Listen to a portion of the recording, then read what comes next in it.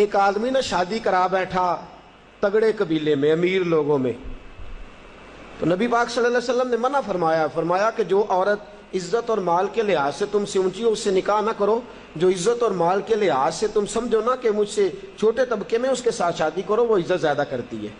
لیکن آج کیونکہ ہم شادی لڑکی کے ساتھ نہیں کرتے، اس کے مکان کے ساتھ، اس کی جائیداد کے ساتھ، اس کے بینک بیلنس کے ساتھ، اس کے ساتھ شادی ہوتی ہے معاذ اللہ۔ وہ شادی کرا بیٹھا اونچے قبیلے میں، بیوی ڈانٹتی ہے، بندہ ہے ماڑا، وہ بیچارہ کہہ بھی کچھ نہیں سکتا۔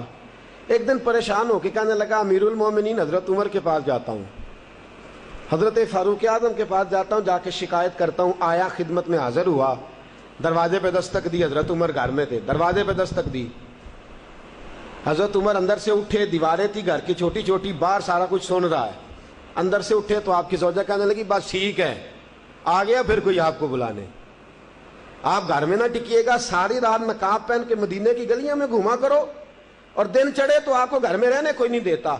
آپ نے تو بالکل گھر کا خیال کرنا ہی چھوڑ دیا ہے۔ مجھے تو سمجھ نہیں آتی کہ ساری ذمہ داریاں مجھ پہ ڈال دی ہیں، کچھ خیال ہونا چاہیے، کچھ آپ کو احساس ہونا چاہیے۔ حضرت عمر چپ کر کے سن رہے ہیں، اب وہ بھی بندہ باہر کھڑا سن رہا ہے۔ کافی دیر گزر گئی تو حضرت عمر کہنے لگے اگر تیری بات ختم ہو گئی ہے تو میں جاؤں؟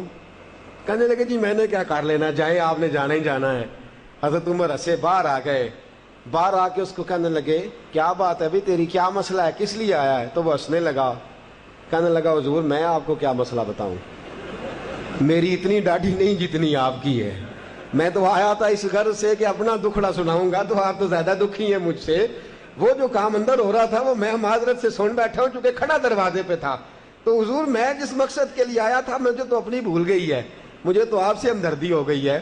حضرت فاروق اعظم مسکرائے اور جو جملہ ارشاد فرمایا وہ بڑا قیمتی۔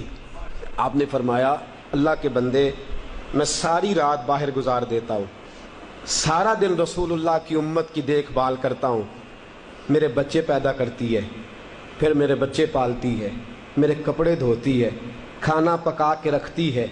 فرمایا تو دیکھ تو صحیح کہ مجھے اپنی بیوی پر سب سے بڑا فخر یہ ہے کہ میں کئی راتیں بھی گھر نہیں آتا تو میرا بستر کبھی ناپاک نہیں ہو سکتا۔ کردار کی بادشاہ ہے، پردے کی بادشاہ ہے۔ فرمایا مجھے اس پر فخر ہے، میں روزانہ اونچا بولتا ہوں وہ سنتی ہے، کبھی کبھی وہ بول لیتی ہے تو میں بھی سن لیتا ہوں، میری بیوی ہے، کوئی غیر تو نہیں نا، میری بیوی ہے، کوئی غیر ہے؟ روز میں اونچا بولتا ہوں تو سنتی ہے، تو کبھی کبھی سن لینا چاہیے۔ کب؟ کبھی کبھی سن، لڑائی نہیں ہوگی انشاءاللہ۔ اگر آپ کبھی کبھی سننے کا پروگرام بنائیں گے نا تو لڑائی، میرا عورتوں کا مشورہ ہے کہ جب خامد جلال میں ہو تو چپ کر جائیں۔ ہمارے استاد گرامی ہمیں ایک چٹکلا سنایا کرتے تھے، کہتے تھے ایک بی بی کسی بزرگ کے پاس گئی، کہنے لگی حضرت جی خامد بڑی لڑائی کرتا ہے، جب آتا ہے گھر میں فساد شروع ہو جاتا ہے، کوئی تعویذ دے دے۔ تو انہوں نے ایک تعویذ اس کو بنا کے دیا، کہنے لگے جب وہ گھر آئے تو دانتوں کے نیچے دبا لینا، دانتوں کے نیچے دبا کے رکھنا، کھولنا نہیں۔ ایک مہینے کے بعد آئی، کہنے لگی حضور آپ کے تعویذ میں بڑا کمال ہے، میرے گھر کی تو لڑائی ختم ہو گئی۔ کہنے لگے تعویذ کا کمال نہیں، میں نے تیری زبان ہی بند کر دی ہے، تو جب تک چپ رہے گی تب تک انشاءاللہ فساد نہیں ہوگا۔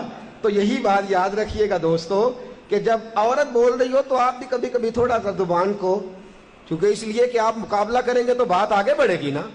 کبھی یہ تو نہیں نہ ہو سکتا کہ جب مقابلے کے فریق ہوں، مقابلے کے، ہن لباس لکم وانتم لباس لہم، وہ تیرا لباس ہے تو ان کا جب مقابلہ ہوگا تو کون اپنی بات سے پیچھے ہٹے گا؟ کرنے کا کام یہ ہے کہ جب بیوی کبھی جلال میں آ جائے، کبھی غصے میں آ جائے، اور اگر آپ یہ سمجھے کہ ٹھیک غصے میں ہے، اس طرح حضرت عمر کی بیوی غصے میں ہے تو غصہ ان کا درست ہے کہ آپ کو مجھے وقت دینا چاہیے، دیتے نہیں۔